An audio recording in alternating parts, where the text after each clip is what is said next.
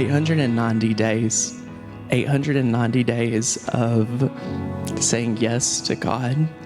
890 days of God's timing. 890 days of saying yes to laying our heart down, our timeline down, loving these kids as our own. Even if the plan was to send them home, if you're called to fostering, you are called to love them as your own. It's already been done. You can't add to his blood. It was once for all. The Father gave his Son. So when we first got the phone call about Carson and Brayden, we were at work and they called me and they told me that there were 2 little boys alone in the NICU that needed some parents. And I said, well, I'm gonna have to talk to my husband about this, but I knew already that we were gonna say yes. Courtney got a phone call, like most foster parents do, saying, do you want to foster a set of newborn twins abandoned at the hospital? There wasn't anything besides the Holy Spirit just leading both of mine and Courtney's heart to such a firm and solid yes.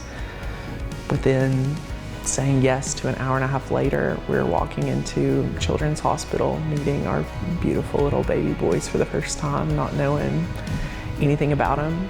And we just showed up and knew that there could be our little boys.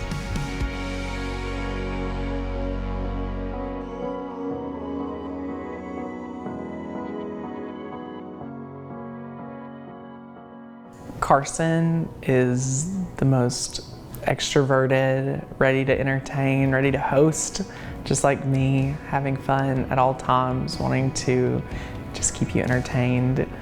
Brayden, I love his excitement to do whatever he wants. It's his world, we're just living in it.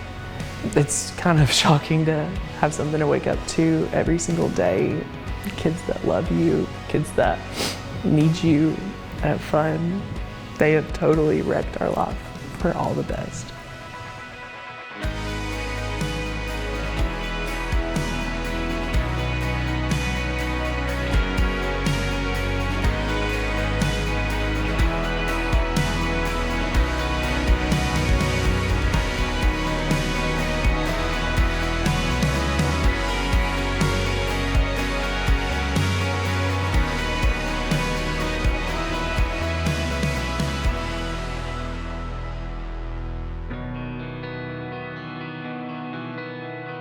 In September of last year, I could not sleep, honestly, for like a week.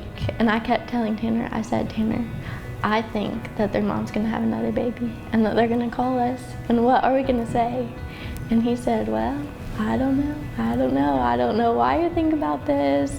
And I kind of forgot about it a little bit because that was in September and I was like, oh, my feeling must be wrong. But then in February, I got a call and the caseworker asked me, have you gotten any weird calls or texts or emails today?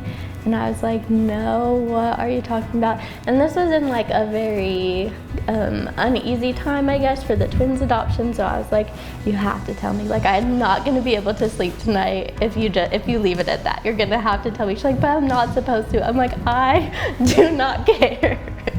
And she said, I got an email today that the boys had a sibling born today and asking me if you would want to take placement of that baby too. And my heart just sank. I was like, oh my gosh, it really is happening. And she was pregnant in September. When we've seen the twins interact with other babies, they've been so jealous. So we were so nervous coming home to bring Colton home. And it was just God all over it. We bring Colton home, the boys are waking up from a nap, and they just took him right under their wing. It was the strangest thing. They've been obsessed with him since day one, calling him their Colty, where baby at, just looking all over for Colton, looking out for his best interest, ready to rough play, giving him food, giving him his passy, stuffing it down his throat. But they Love little Colty.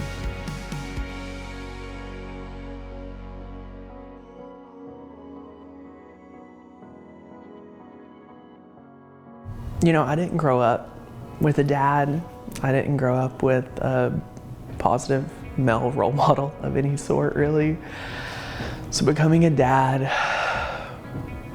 was really nerve-wracking, really exciting, wondering if I knew what to do, wondering if I knew what it was like to really father.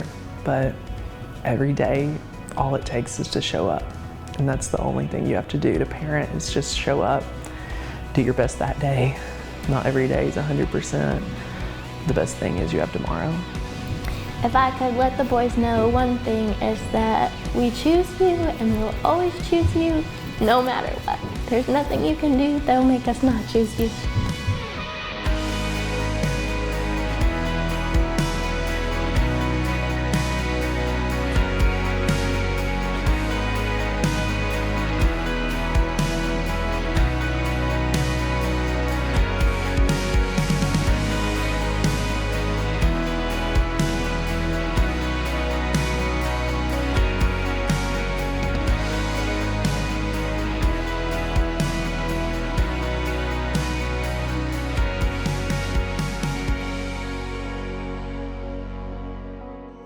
When a new baby or child shows up, that's a moment to love on them and pray for those families.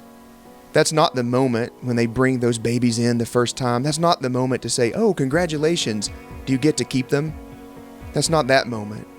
But I want you to know that now that we've gone through a complicated process of praying and believing and surrendering and hoping and wrestling with the Lord with what is your will and what's not your will, all the things that took 892 days. And now we are at the place that it's perfectly okay to say to Tanner, to Courtney, congratulations.